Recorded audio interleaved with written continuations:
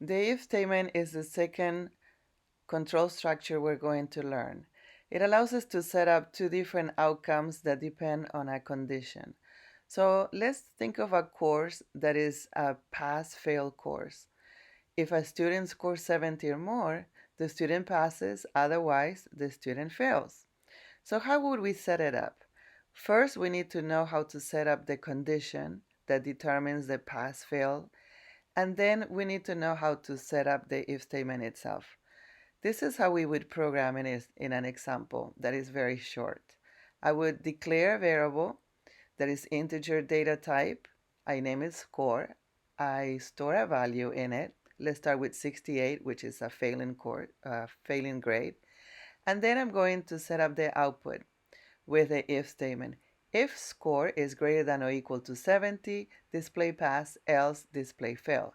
68 is not greater than or equal to 70, so pass is going to be skipped, and the else is going to execute, meaning I will display fail.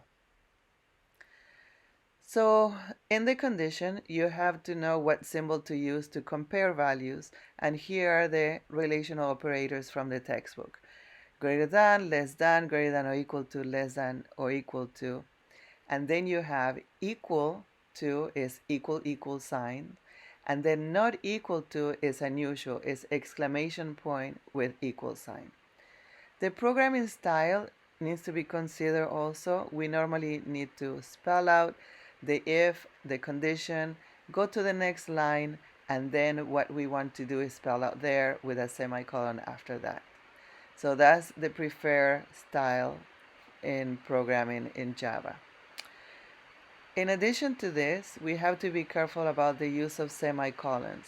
Notice that it is if, then the expression, no semicolon, and then the statement that we want to perform with semicolon afterwards. So the if statement starts with the if and the condition. They are like the header or the starting point or like the title of the if statement.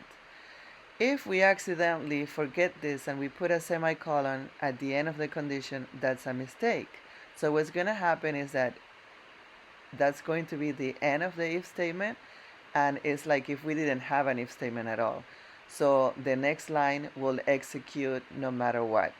Whether the condition is true or false, that output statement will perform.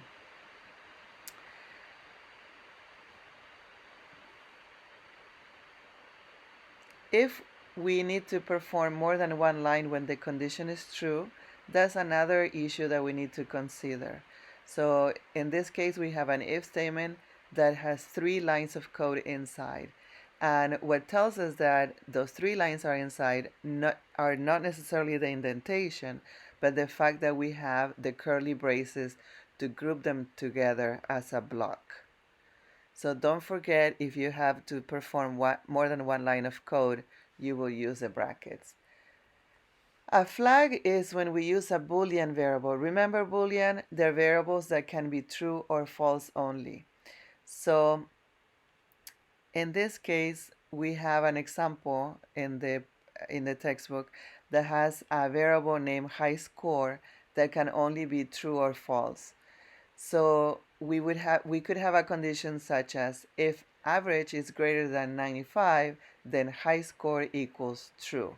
And then the reason why we would do that, because we want to find out if we have a high score, we want something else to happen.